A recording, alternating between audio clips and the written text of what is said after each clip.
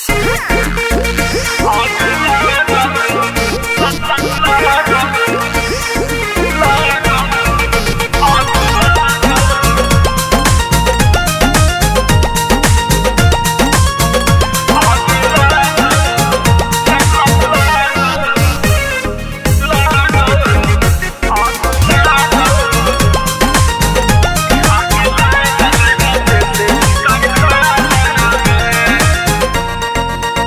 बदनिया गरम भइल मनवा मोर बेशरम भइल।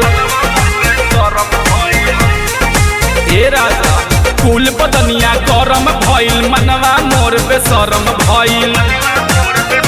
जाके बस गइल मन हरियाणा में, जाके बस गइल मन हरियाणा में। आग लागल आग लागल आग लागल रात से कारखाना में। आग लागल रात से कारखाना में।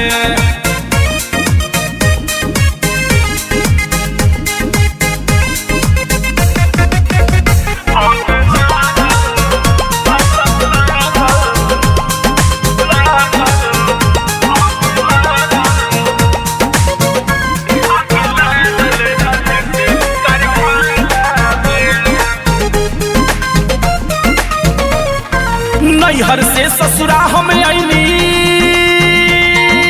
हो, नैहर से ससुरा हम आईली। यही जो तनिको सुख न पैनी, रात रात भर नींद न लागे तहरा बिन जागल मर गईनी। राजा बर्दाश्त से बाहर बा।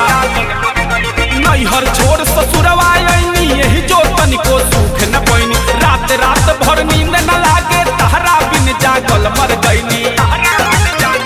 तकिया लेके सुततानी सिरहाना में, तकिया लेके सुततानी सिरहाना में।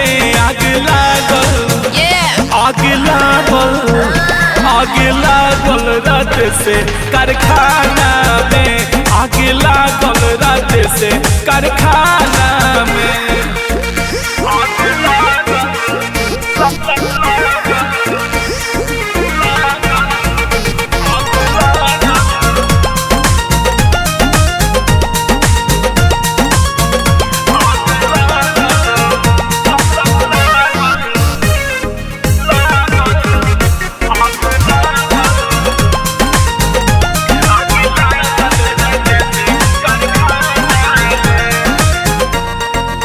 मिलल सुधीर से नहिया हो, ना मिलल सुधीर से नहिया। जाने आग बुझैब कहिया, आस विकास टूटल जाता अब का धर्म दोसर दहिया। ए राजा सुनत रह, ना मिलल विनय से नहिया। जाने आग बुझैब कहिया, आस चंदन टूटल जाता अब का धर्म दोसर दहिया। मनवा लाग गइल लोहि जे आशिकाना में, मनवा लाग गइल लोहि जे आशिकाना में। आग लागल आग लागल आग लागल रात से कारखाना में। आग लागल रात से कारखाना में। कुल बदनिया गरम भइल मनवा मोर बेशरम भइल। ए राजा कुल बदनिया गरम भइल मनवा मोर बेशरम भइल। जाके बस गइल मन हरियाणा में, जाके बस गइल मन हरियाणा में। आग लागल आग लागल आग लागल रात से कारखाना में। आग लागल रात से कारखाना में।